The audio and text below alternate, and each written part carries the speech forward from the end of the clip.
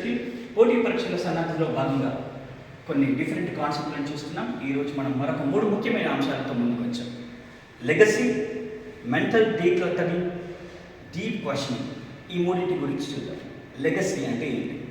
Preparation మీరు కొనసాగిస్తున్నప్పుడు, మీరు పోటీ పరీక్షల ప్రిపరేషన్లో ఉన్నప్పుడు అప్పుడప్పుడు గుర్తుకు తెచ్చుకోవాలి.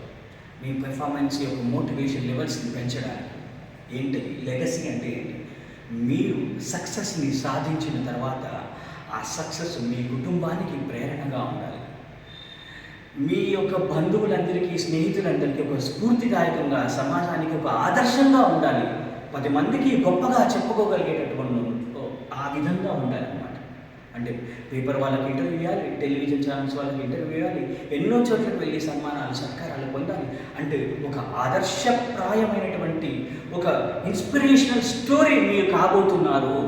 మీరు ఒక ఇన్స్పిరేషనల్ స్టోరీ కాబోతున్నారు అంటే మీరు ఎంత గొప్పగా, ఎంత చక్కగా, ఎంత డిసిప్లిన్డ్గా పర్ఫామ్ చేయాలి అనేటటువంటిది మీ సబ్కాన్షియస్ మైండ్ స్వీకరించి దానికి అనుగుణంగా మీరు ప్రిపేర్ కావడం జరుగుతుందన్నమాట. తర్వాతది మెంటల్ డీక్లటరింగ్.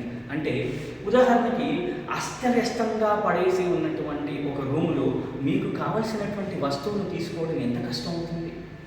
అదే ఒక సిస్టమేటిక్ మేనర్లో సర్ది పెట్టినటువంటి రూమ్లో మీకు కావాల్సిన దాన్ని తీసుకోవడం ఎంత సులభం అవుతుంది.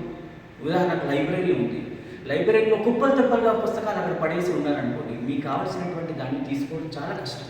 అదే సబ్జెక్టు వైజు, ఇయర్ వైజు, తర్వాత ఆ క్రానలాజికల్ ఆర్డర్లో పెట్టామనుకోండి, సిరీస్ వైజు పెట్టామనుకోండి, ఈజీగా వెళ్ళి మనం తీసుకోవచ్చు.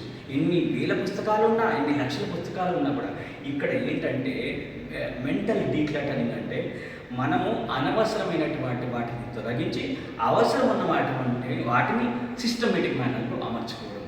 మనము ప్రిపరేషన్ని కొనసాగిస్తున్నప్పుడు అనవసరమైనటువంటి మెటీరియల్ని తీసేయడం, అనవసరమైనటువంటి ఆలోచనని తీసేయడం, ఇది మెంటల్ డీక్లటరింగ్ అనమాట. తర్వాతది డీప్ క్వశ్చనింగ్.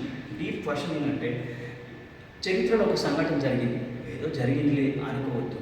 ఆనాటి సామాజిక, ఆర్థిక, రాజకీయ పరిస్థితులు ఏంటి అని ఒక ఆలోచన చేయాలి. పాలిటీలో ఒక చట్టం వచ్చింది, అసలు చట్టం వచ్చింది అని వదిలేయద్దు. ఈ చట్టం రావడానికి గల కారణం ఏంటి, ఏ పరిస్థితులు ఈ చట్టం రావడానికి దోహదం చేశాయి అని ఆలోచన కనుక చేస్తే, ఆ చట్టం వెనకాల ఉన్న ఆంతర్యాన్ని కనుక మనం గ్రహిస్తే అప్పుడు ఏమవుతుందంటే సబ్జెక్టు పట్ల కుతూహలం పెరుగుతుంది, విషయం పట్ల పట్టు ఏర్పడుతుంది. అంటే డీప్ క్వశ్చనింగ్ ద్వారా మనం ప్రిపరేషన్ని కొనసాగిస్తే సబ్జెక్ట్ ఎక్స్పర్ట్స్ అవుతారు. ప్రతి సబ్జెక్ట్లో, ప్రతి కాన్సెప్ట్లో కూడా ఎక్స్పర్ట్నెస్ అనేటటువంటిది, ఎక్స్పర్టైజ్ కావడం అనేటటువంటిది జరుగుతుందన్నమాట. సో ఈ మూడింటిని మీ ఆచరణలో పెట్టండి, మీ ప్రిపరేషన్ని కొనసాగించండి, అద్భుతాలను సృష్టించండి. Wish you all the very best.